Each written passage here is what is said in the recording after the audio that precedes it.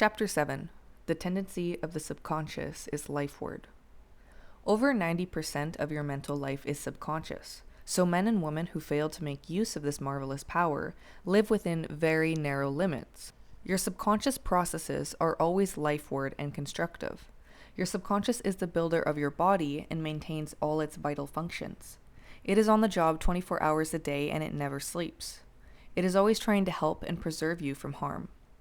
Your subconscious mind is in touch with infinite life and boundless wisdom, and its impulses and ideas are always lifeward. The great aspirations, inspirations, and visions for a grander and nobler life spring from the subconscious mind. Your profoundest convictions are those you cannot argue about rationally, because they do not come from your conscious mind, they come from your subconscious mind. Your subconscious speaks to you in intuitions, impulses, hunches, intimations, urges, and ideas, and it is always telling you to rise, transcend, grow, advance, adventure, and move forward to greater heights. The urge to love, to save the lives of others, comes from the depths of your subconscious. For example, during the Great San Francisco earthquake and fire of April 18, 1906, invalids and cripples who had been confined to bed for long periods of time rose up and performed some of the most amazing feats of bravery and endurance. The intense desire welled up within them to save others at all costs, and their subconscious mind responded accordingly. Great artists, musicians, poets, speakers, and writers tune in with their subconscious powers and become animated and inspired. For example, Robert Louis Stevenson, before he went to sleep, used to charge his subconscious with the task of evolving stories for him while he slept. He was accustomed to ask his subconscious to give him a good, marketable thriller when his bank account was low.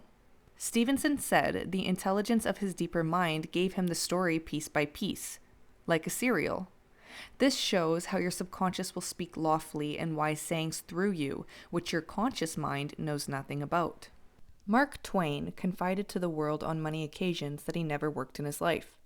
All his humor and all his great writings were due to the fact that he tapped into the inexhaustible reservoir of his subconscious mind. How the body portrays the workings of the mind. The interaction of your conscious and your subconscious mind requires a similar interaction between the corresponding system of nerves.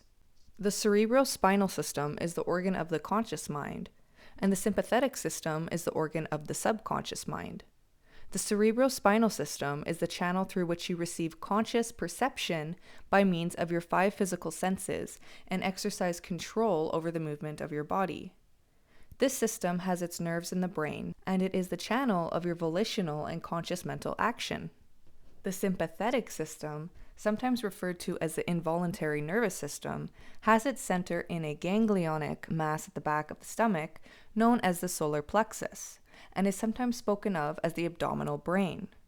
It is the channel of that mental action which unconsciously supports the vital functions of the body. The two systems may work separately or synchronously. Judge Thomas Troward, The Edinburgh Lectures on Mental Science, New York, Robert McBride and Co. 1909, says the vagus nerve passes out of the cerebral region as a part of the voluntary system, and through it we control the vocal organs. Then it passes onward to the thorax, sending out branches to the heart and the lungs. Finally, passing through the diaphragm, it loses the outer coating, which distinguishes the nerves of the voluntary system and becomes identified with those of the sympathetic system, so forming a connecting link between the two and making the man physically a single entity. Similarly, different areas of the brain indicate their connection with the objective and subjective activities of the mind respectively. And speaking in a general way, we may assign the frontal portion of the brain to the former and the posterior portion to the latter, while the intermediate portion partakes of the character of both. A rather simple way of looking at the mental and physical interaction is to realize that your conscious mind grasps an idea, which induces a corresponding vibration in your voluntary system of nerves. This in turn causes a similar current to be generated in your involuntary system of nerves, thus handling the idea over to your subconscious mind, which is the creative medium. This is how your thoughts become things. Every thought entertained by your conscious mind and accepted as true is sent by your brain to your solar plexus, the brain of your subconscious mind, to be made into your flesh and to be brought forth into your world as a reality. There is an intelligence which takes care of the body.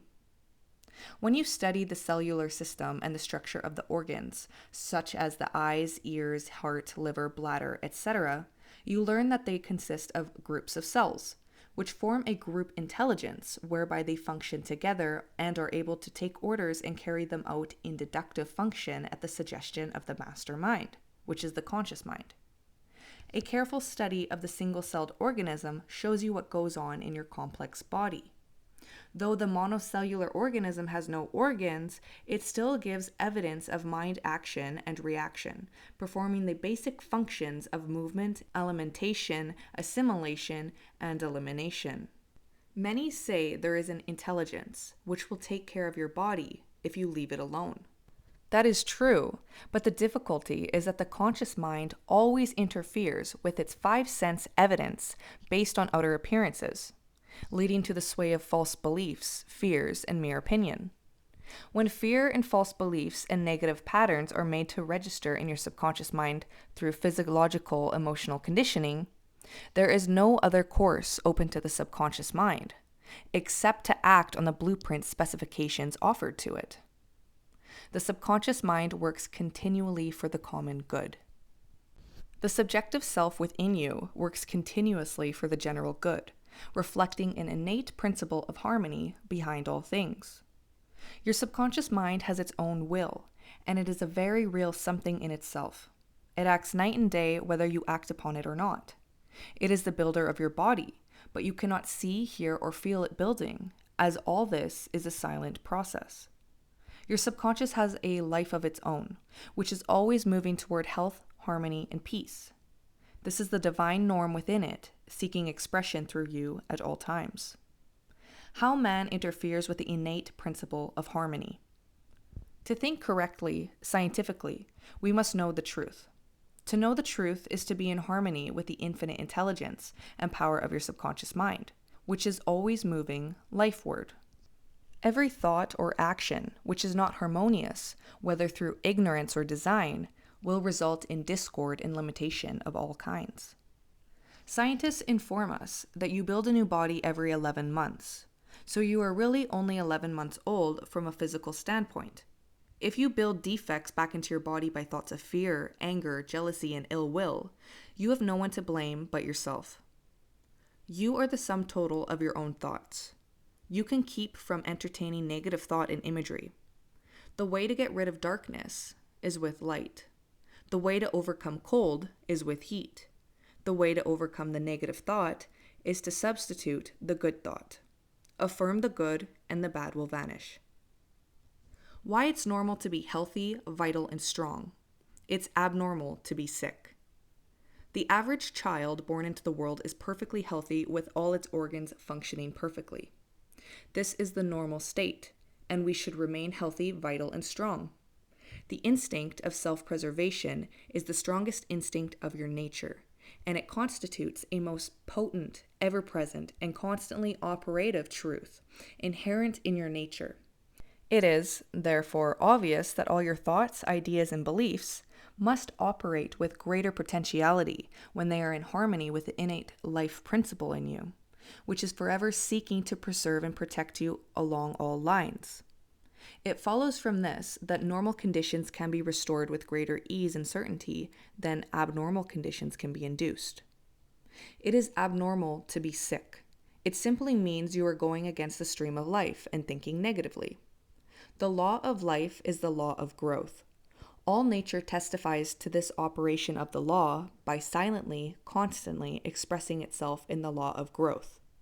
Where there is growth and expression, there must be life. Where there is life, there must be harmony. And where there is harmony, there is perfect health. If your thought is in harmony with the creative principle of your subconscious mind, you are in tune with the innate principle of harmony. If you entertain thoughts which are not in accordance with the principle of harmony, these thoughts cling to you, harass you, worry you, and finally bring about disease, and if persisted in, possibly death. In the healing of disease, you must increase the inflow and distribution of the vital forces of your subconscious mind throughout your system. This can be done by eliminating thoughts of fear, worry, anxiety, jealousy, hatred, and every other destructive thought, which tends to tear down and destroy your nerves and glands, the body tissue which controls the elimination of all waste material. In the Nautilus magazine of March 1917, there appears an article about a boy suffering from Pott's disease, or tuberculosis of the spine, who had a remarkable healing. His name was Frederick Elias Andrews of Indianapolis, now minister of Unity School of Christianity, Kansas City, Missouri. His physician pronounced him incurable. He began to pray, and from a crooked, twisted cripple going about on hands and knees, he became a strong, straight, well-formed man. He created his own affirmation, mentally absorbing the qualities he needed. He affirmed over and over again many times a day, "I am whole, perfect, strong, powerful, loving, harmonious, and happy." He persevered and said that this prayer was the last utterance on his lips at night and the first thing in the morning. He prayed for others also by sending out thoughts of love and health. This attitude of mind and way of prayer returned to him multiplied many times. His faith and perseverance paid off with big dividends.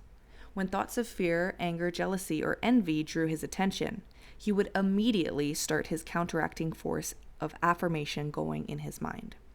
His subconscious mind responded according to the nature of his habitual thinking. This is the meaning of the statement in the Bible, "Go thy way, thy faith hath made thee whole." Mark 10:52. How faith in your subconscious powers makes you whole. A young man who came to my lectures on the healing power of the subconscious mind had severe eye trouble, which his doctor said necessitated an operation. He said to himself, "My subconscious made my eyes, and it can heal me." Each night as he went to sleep, he entered into a drowsy, meditative state, the condition akin to sleep. His attention was immobilized and focused on the eye doctor. He imagined the doctor was in front of him, and plainly heard him, or imagined he heard him, saying to him, "A miracle has happened." He heard this over and over again every night for perhaps 5 minutes or so before going to sleep. At the end of 3 weeks, he again went to the ophthalmologist who had previously examined his eyes, and the physician said to this man, "This is a miracle. What happened?" This man impressed his subconscious mind, using the doctor as an instrument or a means of convincing it or conveying the idea. Through repetition, faith, and expectancy, he impregnated his subconscious mind. His subconscious mind made his eye, within it was the perfect pattern, and immediately it proceeded to heal the eye. This is another example of how faith in the healing power of your subconscious can make you whole. Pointers to review. Number 1. Your subconscious is the builder of your body and is on the job 24 hours a day. You interfere with its life-giving patterns by negative thinking. Number 2. Charge your subconscious with the task of evolving an answer to any problem prior to sleep, and it will answer you. Number 3. Watch your thoughts. Every thought accepted as true is sent by your brain to your solar plexus, your abdominal brain, and is brought into your world as a reality. Number 4. Know that you can remake yourself by giving a new blueprint to your subconscious mind. Number 5. The tendency of your subconscious is always lifeward. Your job is with your conscious mind. Feed your subconscious mind with premises which are true. Your subconscious is always reproducing according to your habitual mental patterns. Number 6. You build a new body every 11 months. Change your body by changing your thoughts and keeping them changed. Number 7. It is normal to be healthy. It is abnormal to be ill. There is within the innate principle of harmony. Number 8. Thoughts of jealousy, fear, worry, and anxiety tear down and destroy your nerves and glands, bringing about mental and physical diseases of all kinds. Number 9. What you affirm consciously and feel as true will be made manifest in your mind, body, and affairs. Affirm the good and enter in the joy of living. And that, my friends, concludes Chapter 7, The tendency of the subconscious is Lifeward. Thanks for joining me on this journey, and I will talk to you all in Chapter 8, How to Get the Results You Want. Until then, take care, peace and love.